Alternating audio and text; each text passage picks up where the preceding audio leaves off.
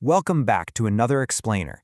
Today we're diving into an absolutely wild story. We are talking about the ultimate tale of an ordinary office worker who wakes up after dying and totally believes he's been reborn as just a poor farmer in a new world. But, well, here's the catch. Everything around him is a colossal cosmic lie. Imagine, just for a second, living a perfectly mundane, peaceful life. You wake up, you tend to your garden, you pet your dog. Now, what if I told you that your rusty shovel was actually a legendary god-slaying weapon?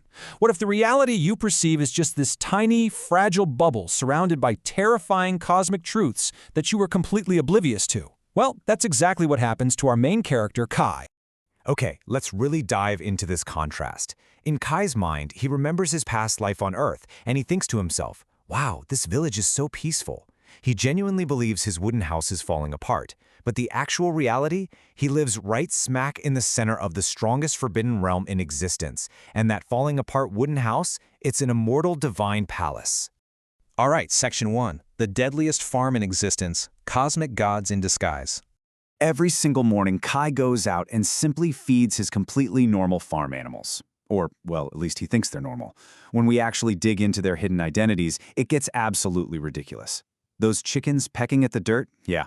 They're phoenixes. The fish casually swimming in his little pond, ancient dragons hiding in Morno form. That old tree giving him shade in the yard is literally the world tree. Even the grass outside his door. Every single blade contains immortal sword intent. Oh, and those vegetables he's growing out back, they can grant eternal life. And Kai is just happily tossing them scraps, totally unaware he's surrounded by supreme divine creatures disguised as ordinary farm life. So it's really no surprise what happens when outsiders stumble in. Imagine being a powerful cultivator, wandering into a valley, and the very moment you step inside, your cultivation almost explodes just from the sheer spiritual pressure in the air. One of these terrified visitors can only whisper in pure dread, "We've entered the residence of an ancient god." Now, what's really fascinating is how Kai reacts to these terrified guests. He just casually strolls over and asks, "Hello, want some tea?" He even apologizes for it. He says, "Sorry, it's just cheap tea." Meanwhile, the visitors are nearly fainting because a single sip of this so-called cheap tea contains enough Tao energy to literally create immortals. The dramatic irony here is just brilliant. That moves us right along to Section 2, Blackie, the Heavenly Wolf, the universe's deadliest pet. If you look at Kai's daily life, he's got this little black dog that follows him absolutely everywhere, or, is just found sleeping peacefully beside him. Kai simply calls him Blackie. But the rest of the universe? They know him by his true definition, the devouring heavenly wolf. This is the supreme beast emperor. Thousands of years ago, this creature destroyed armies of immortal gods and ravaged countless heavens. He is a literal universe-destroying terror of cosmic proportions.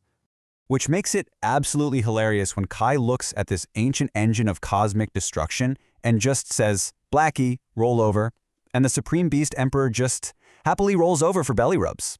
The absolute comedic whiplash of treating the deadliest being in existence like a completely normal, good boy is hands down one of the best parts of this entire setup. Let's move into Section 3, the clueless creator, when God forgets who he is. So, why is Kai at the center of all this? How can he be so totally oblivious to the cosmic titans living right in his backyard? Let's look at his tools. Kai uses this old rusty sword to do his gardening and digging. He constantly complains, muttering things like, "I really need to buy a better one." But this isn't just any blade. It is the first sword of creation. This is the ultimate artifact that gods fought massive wars to possess. And while Kai is complaining about its edges, the sentient sword is literally crying inside from being used as a garden trowel. This total detachment from reality reaches its absolute peak when actual conflict arrives. The Demon Emperor decides to invade. We're talking millions of immortal soldiers arriving. The heavens are literally beginning to collapse under the sheer weight of this demonic army's power. It is a full-blown apocalyptic event, and what is Kai doing? He is innocently standing in his backyard, watering his tomatoes.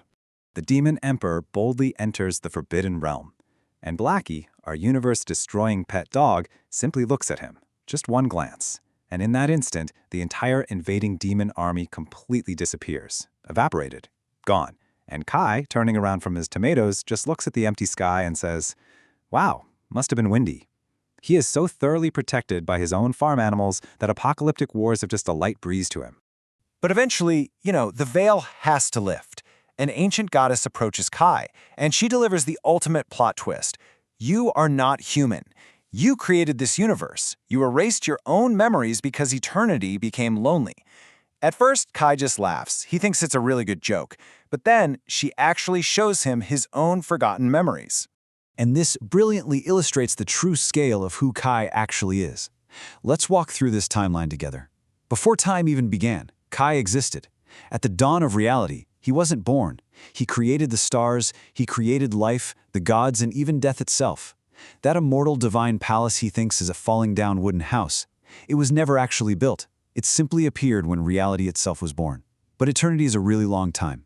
Over eternity, he grew desperately lonely, so he intentionally erased his own memories just to experience what it was like to be a normal, vulnerable person. Which leads us directly to his present status. Just a guy watering his tomatoes. The entire universe only exists because he dreamed it. Armed with this staggering revelation, Kai looks down at his little black dog. He asks, "So, you're not really a dog?" And Blackie transforms into his true, horrifying cosmic terror form as the Eternal Beast Emperor and rumbles a terrifying, "No." But then, Kai just smiles and asks, "Still want dinner?" And instantly, the terrifying beast transforms right back into a little black dog, sits down, and simply says, "Woof." So that brings us to our final section, choosing the ordinary life, finding peace in the mundane. This isn't just a funny story about overpowered pets and a clueless farmer. There's actually a deeper philosophical meaning here behind all these hidden identities and dramatic irony.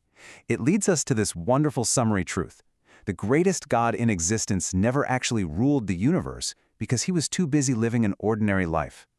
This matters because it highlights the supreme value of a peaceful, mundane existence. I mean, why deal with the endless stress of ruling the cosmos, fighting wars, and managing eternity, when you can just enjoy a nice cup of tea, feed your chickens, and rub your dog's belly? Kai literally had it all, and he chose the quiet farm life on purpose. Which leaves us with a really fascinating question to close out this explainer. If you had the power to rule the universe, to control stars, and command gods, would you rather just be a farmer?